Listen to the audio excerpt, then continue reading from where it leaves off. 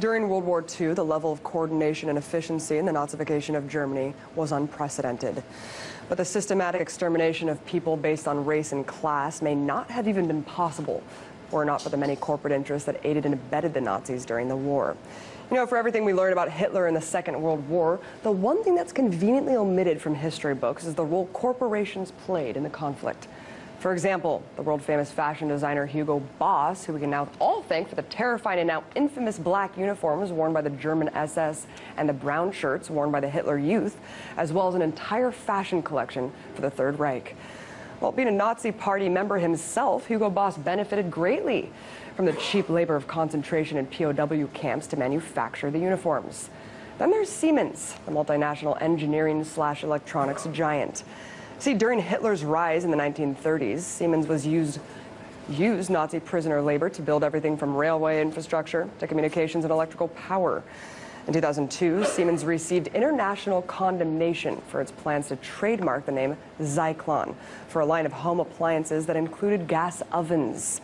Coincidentally, Zyklon is the same name as the deadly poison gas used to exterminate Jews at concentration camps. You might also recognize the company that actually manufactured the gas, Bayer. Next is IBM, or International Business Machines, While the tech giant is now a staple of America's digital industry, during World War II, IBM played an integral role in carrying out the Holocaust in Poland. Thousands of documents archived in 7 different countries have proven how this company knowingly worked hand in hand with the death machine.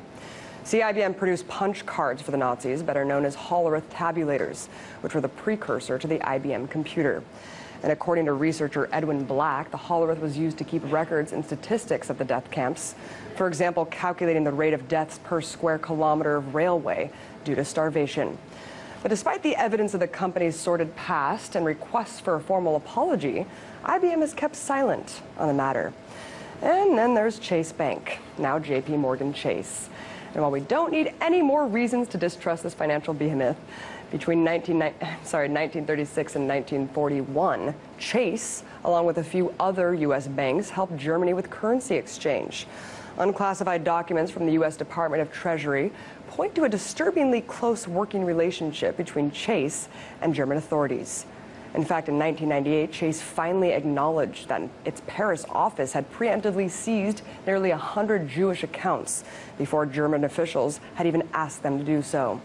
But perhaps the most shocking example of the corporate Nazi connection is Ford Motor Company, Hitler's most prominent foreign benefactor. Yes, the legendary American entrepreneur Henry Ford was also a famous anti-Semite. In 1937, Adolf Hitler had a special medal created for foreign friends of the Third Reich, and the regime awarded it to Henry Ford that very same year. This might explain why Ford opened an assembly plant in Berlin in 1938 just before the war, which according to U.S. Army intelligence produced vehicles designed for troop transport. But these are only a few examples of the handful of corporations that ensured the success of the Holocaust. And thankfully, Hugo Boss and Siemens have set up a compensation fund for the victims of Nazi Germany. But look, while we learn a limited scope of how the Holocaust happened and why, we must acknowledge the role corporations played in these unimaginable horrors. Only then can we begin to hold accountable the many corporations that continue to profit from war and genocide today.